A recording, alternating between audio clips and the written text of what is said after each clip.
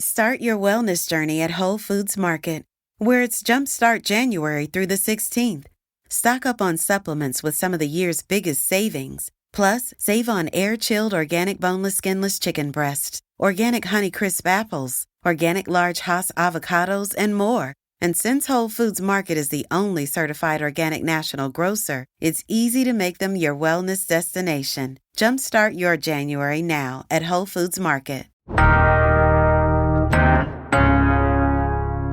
Raise your hand if you set new goals for 2024. Now, raise your hand if you set goals last year and quit on them about a month in. Like most of you, I'm raising my hand too. So why do so many Houstonians quit on our New Year's resolutions? And how can we avoid that this year? Mental health therapist Anum Ali is joining me to help us stay on track with our goals. It's Thursday, January 4th, 2024. I'm Raheel Ramzanali, and here's what Houston's talking about. Okay, before we start dissecting everyone else's goals and why we fail and all that stuff, Anum, I want to start with you. What is your goal for 2024? I think this year I want to try to limit my social media use. I want to make sure that I'm not using those apps every single day and for 2 to 3 hours. I want to limit it to 1 hour a day. That is my goal. Good luck. That's one of mine as well. I find myself on my phone all the time at night. Like once the kids are asleep, I'm on the couch. My wife and I are just sitting there and we're both on our phones. It's one of those things that I think we all want to improve on. And that's something we're going to talk about throughout this episode is like how to do that and stay on top of it. But that's good to hear that you and I have about the same goal there. Yes, absolutely. Let's dive in. All right. So across the city, like talking to Houstonians, what are most of the goals that Houstonians have to start 2024? Yeah, I would think it's improved finances, improved fitness, improved mental health. Those are the three that I've seen that has, continued to come up this month. And so those are just some things that I've also been researching to kind of understand why and what are they doing to ensure that they reach their goals too. Yeah, those are always the big ones, right? Finances is so big. You've got your health and fitness goals as well. And why is that you think it's always those similar goals? I think it's priorities, right? Like, I mean, when people think about their health, they think, of course, physical health and mental health. And every single time, I think in Houston, we know a lot of people are struggling with, cardiovascular diseases and diabetes and hypertension and things of that nature. So I think their doctors may be pushing them as well to also continue to work out and, make sure that they at least walk 20 to 30 minutes a day. So I think that's always in their forefront and center, but I think it's difficult to sometimes get motivated and inspired to actually get started. So there's that. And then there's finances, of course. A lot of people want to make sure that they cut down on their shopping and like other things that they buy that are not necessarily a need, but a want. And so I think that's why it continues to come up is to ensure that they make sure that those two important things in their life are not compromised. Yeah, and especially the way that the trend is going, it's getting a little bit more expensive to live around here, find a house and pay for that house. So maybe this is the year we all start saving a little bit more and be wiser when we go to Target, okay? Because it costs a lot, all right? This is a shot fired at my wife, all right? Every time she goes to Target, we come back with a big bill. It's not good. It is a happy place too. Yeah, it does help, right? It does help with the mental health, right? When you leave, you feel better. So that's good as well.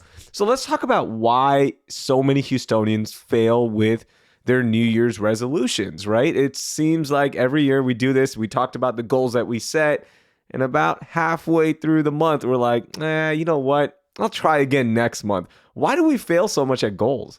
Yeah, I believe that a lot of people set goals that are not necessarily attainable in the short term. And sometimes they think about goals from this like broad spectrum where first of all, they might think, oh, I need to lose 10 pounds this month, for example, right? For a lot of people, that may not be attainable due to pre-existing conditions and things of that nature. And so when they start to work out and they don't see the difference right away, they tend to quit, right? But if they were to think about, oh, maybe I can think about losing 2 pounds, this week or even in 2 weeks, and I'll try to make those small changes and see where it gets me. I think that's where the challenge is, where thinking about big goals, but trying to attain them in a short-term period, it leads to failure oftentimes. And that's when people start to feel like, well, I don't know if I want to continue with this and all of that. And then sometimes they're broad and very generic goals and not specific enough. And so they don't know where to start and all of that. So to give you an example, I might say I want to go to the gym 3 times this week. And I leave it at that. But I don't think about how long will I stay there? What will I do prior to that? What will I do after that to make sure that I'm successful in reaching that goal? So I think it has to do with that, but also a little bit of, the sense of the motivation and inspiration is lacking already and it's not there. And so I think that's where they need to start first, is to ensure that their mindset is there, that they're ready and inspired to actually achieve that goal. Yeah, specifically on the health and fitness goals, I can speak to this one because I go to the gym a lot throughout the year, right? And it's already started. On the 1st, it's packed. Yesterday, it was packed. Today, it's going to be packed at the gym. But this happens every year. About, halfway through the month, you start seeing people showing up less and less, the new faces that you see around the gym. So is it about average that we start giving up on the goals within the month, or is it longer, do you think? When does it end? Yeah, I think there was a survey that said, I think people start to give up within 3 months. So I think that seems to be the average. They're very excited, but come end of February or even March, they start to see a downfall in that. I want to also touch on who is around them, right? Their network of support. And so we talk about, there's actually a myth that says if you hold yourself accountable by telling other people on social media and your family and friends that you'll be successful, that is actually not true.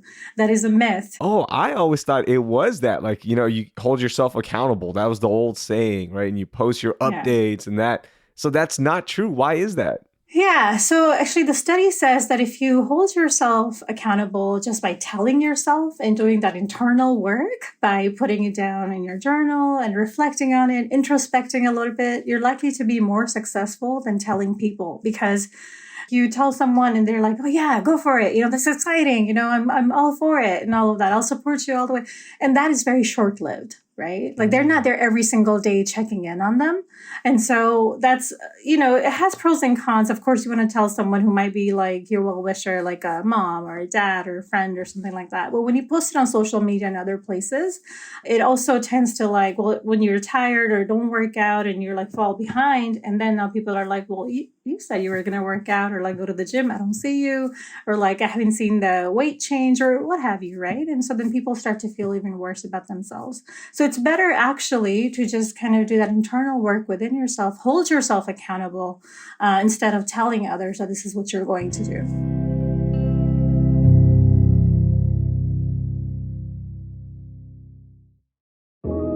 You've probably noticed that CityCast ads don't sound like other podcast ads. And that's because we're not just reciting national ad scripts, we're using our own words to talk about local businesses that we know and care about.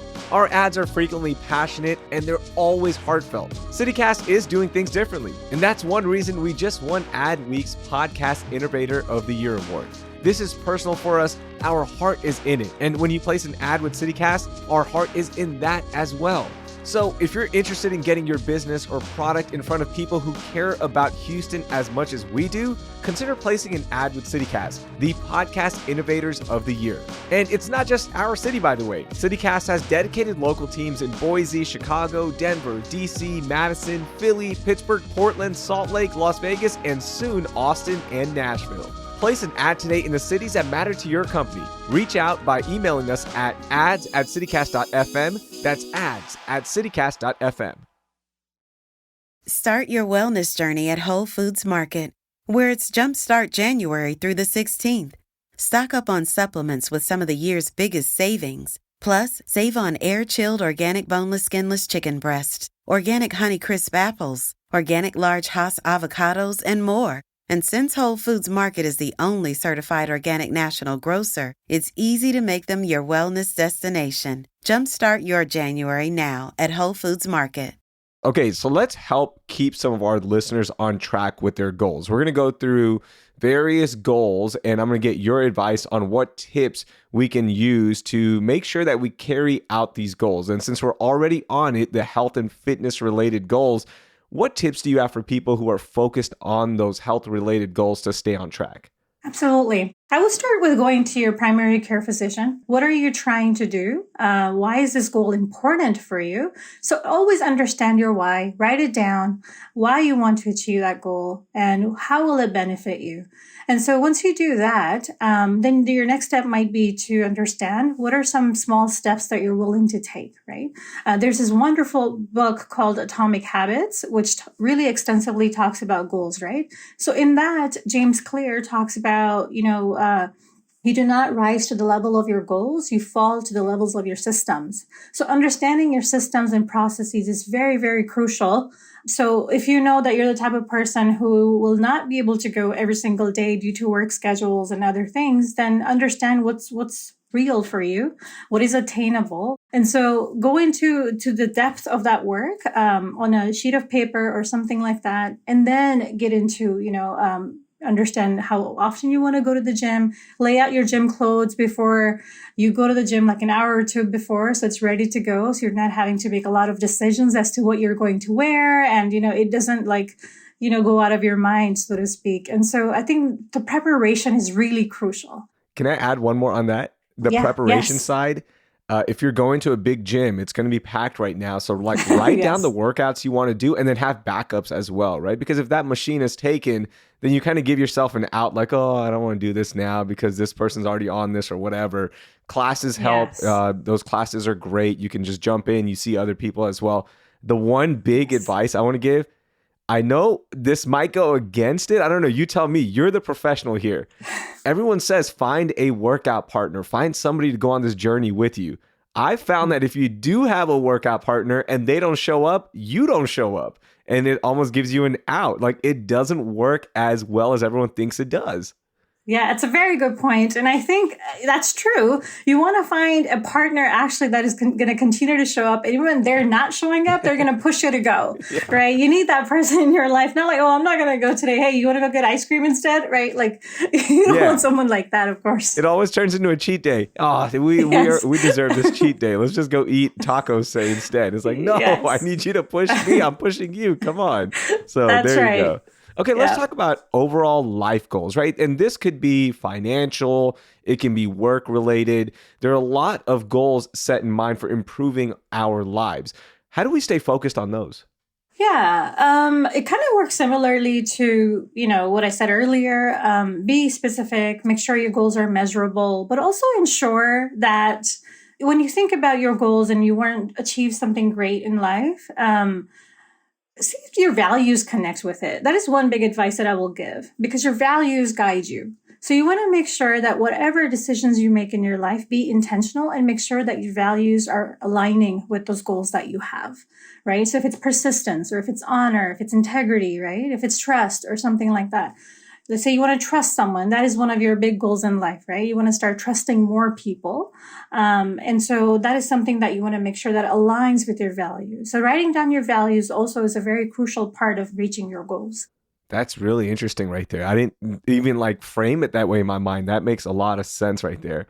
Okay, a lot of people are going to start quitting stuff, right? Whether it be smoking, vaping, drinking, whatever it is. A lot of people do start the year wanting to quit things. Now, what advice do you have? Because that's totally different than wanting to start something. Yeah. So typically habits like that impact all areas of your life, right? In one way or the other. And so I would say create a vision board.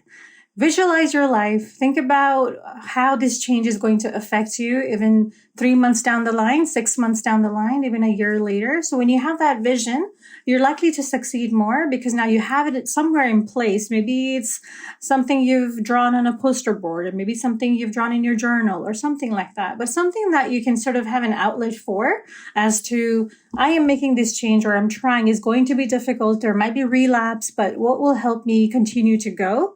And what can I do to ensure that I'm successful? So maybe write down names of 3 people that you will call when you feel like you want to smoke again or drink again, or, what have you. And so I think sort of creating that agreement with yourself will likely help you to be more successful. And I think with quitting as well, and this is where you can step in and like really expand on this, it's okay to ask for professional help. Like, don't be afraid 100%. to get help, right? Because if it's that important to you, if you envision your life a year from now, like this is what it's going to look like, get professional help. 100%. A lot of people actually, we have the stigma in our community, right? So we all know that, but I think we've come a very long way in starting to create more awareness around this, and that it's okay to reach out for help. That's awesome. Okay, we've been talking a lot about the goals that we always talk about, right? Health, financial, life goals, all that stuff, quitting stuff. But I want to talk to you about this because you specialize in this. Let's talk about our relationship and emotional goals, whether it be a relationship with a partner, your children. A lot of people don't think about these as goals to start the year, but it is something that we should be thinking about, right? Absolutely. I'm so glad you brought that up. I think if your relationships are successful or healthy, I should say, then you're likely to succeed, in all areas of your life because you have that support. You trust that person to be there for you, and you trust yourself to go to that person for advice as well. And that little bit of a push, right? So I think your relationships and your emotional health, of course, impacts everything that you do in life. So I'll start with emotional health, right?